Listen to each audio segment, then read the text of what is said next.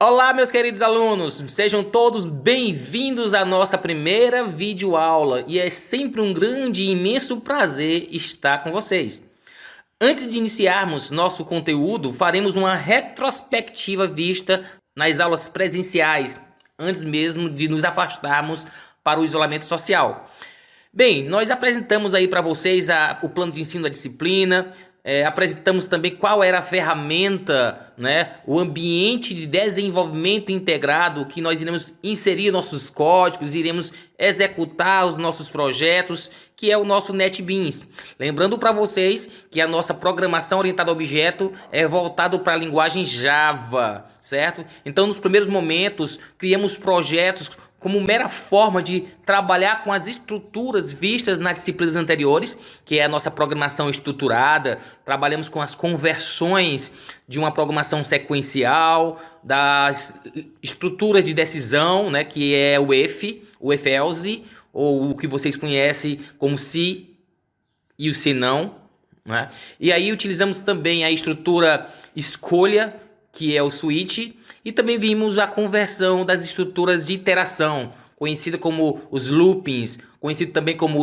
as estruturas de repetição, o enquanto, né, que no Java é o while, o repita, no Java o do while, e o nosso para, né, que no Java utilizamos o for.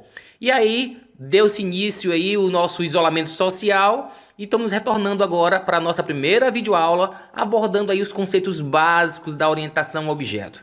Portanto, para essa nossa videoaula, teremos como objetivo alcançar, primeiro, compreender o que é e para que serve a orientação a objeto. Segundo, criar modelos para a representação de informações em um determinado contexto. E nosso último objetivo da nossa videoaula número 1, conceituar os objetos. Vamos dar início aí no aspecto introdutório, diferenciar programação orientada a objeto de programação estruturada, certo? Então vamos dar início aí pela programação estruturada, que é uma forma de programação, pessoal, de computadores, que preconiza que todos os programas possíveis podem ser reduzidos apenas a 3 estruturas, que você já conhece aí nas disciplinas já vistas nos módulos 1 e 2, que é a sequência, a estrutura de decisão, né? Seja ela a estrutura se no aspecto simples, ou se não no aspecto composto, ou as decisões aninhadas, como também a nossa terceira estrutura, que é a estrutura de iteração, que nós conhecemos como os loopings, né? Conhecemos também como as estruturas de repetição. Bem, pessoal, tendo na prática sido transformada na programação modular, a programação estruturada ela orienta os programadores para a criação de estruturas simples nos programas, usando aí as subrrotinas que a gente conheceu lá no Visual G como os procedimentos, sejam eles com argumentos ou sem argumentos, né, com relação dos parâmetros. E aí também o uso das funções. É bem claro deixar que foi a forma dominante na criação de software anterior à atual programação orientada a objeto.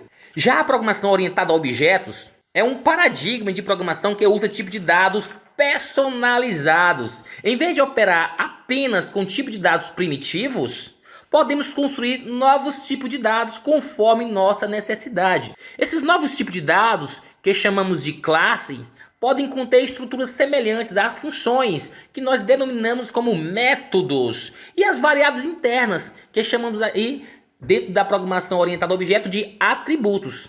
Então é através das classes que se dá origem aos objetos, né? Esse processo nós denominamos de instanciação. Outra coisa que é importante destacar, que eu vou deixar para um momento secundário para vocês, no momento de fórum de discussão, é fazer leituras complementares e fazer um levantamento dos benefícios, né? Ou seja, das vantagens e desvantagens no uso desses dois tipos de programação.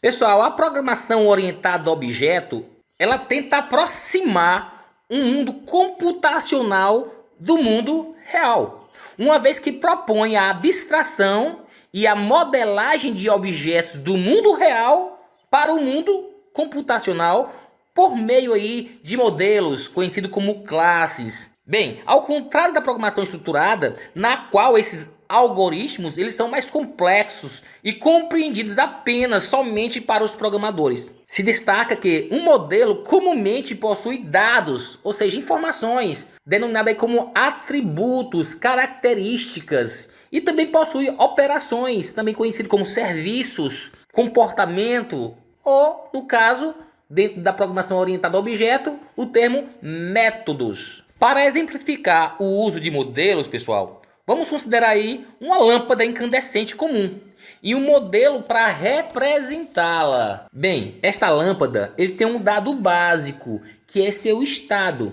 O estado pode estar ligado ou o estado pode estar desligado.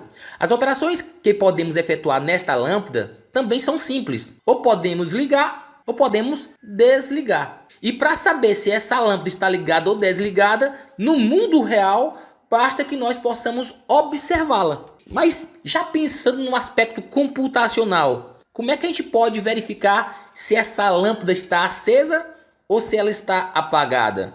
Aí é necessário que façamos aí uma operação, né, através de códigos para fazer essa verificação. A imagem ao lado mostra o modelo lâmpada, usando aí uma variante do diagrama de classes de linguagem unificada de modelagem, é o que nós conhecemos aí como UML.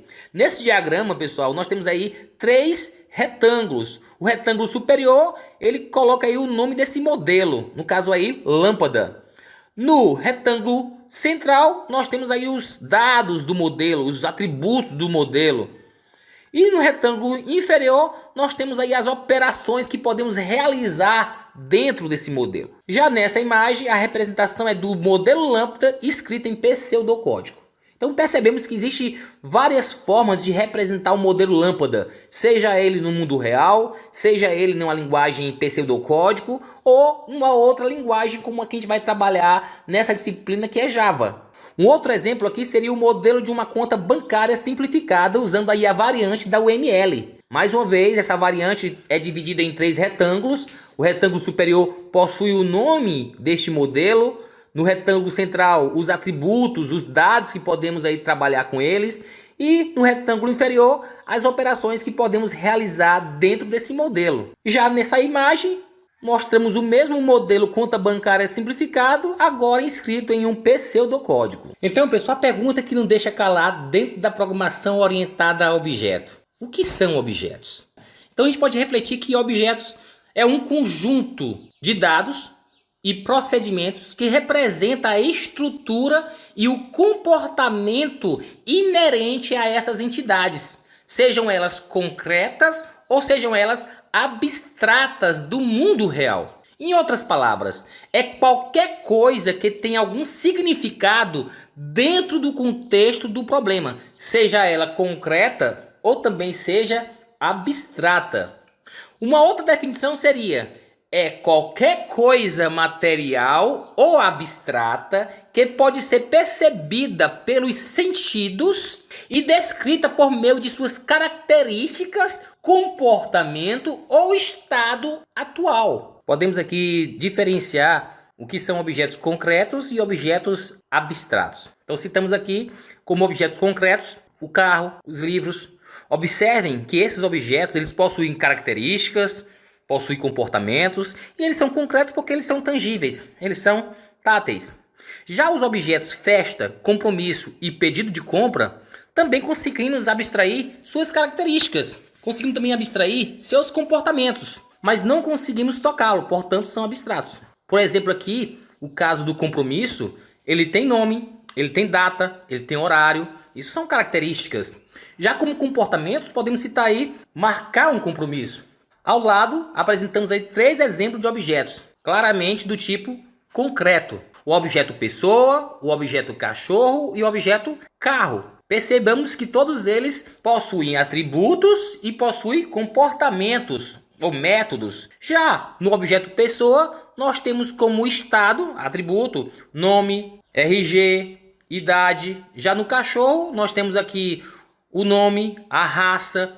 Já no carro, nós temos aqui a cor, a marca, o modelo. E como métodos a ser trabalhados com esses objetos, nós temos no objeto pessoa o falar, o andar, o sorrir, o chorar. Já no cachorro nós temos aqui o método latir ou correr. Podemos até encontrar novas abstrações, novos métodos, mas de relevante para o meu projeto computacional eu escolhi esses dois. Já no objeto carro nós temos como método o acelerar, o frear e o ligar. Agora nós percebemos aqui o objeto aluno. E aí seria interessante a gente ver quais são os atributos, estados, características que possamos abstrair, ou quais são os métodos, comportamentos, serviços e operações que poderíamos aplicar. Neste caso aqui, nós escolhemos como atributos o nome do aluno, o número da matrícula, a nota da prova escrita, e como método aí nós escolhemos aí o método de estudar, assistir e realizar a prova.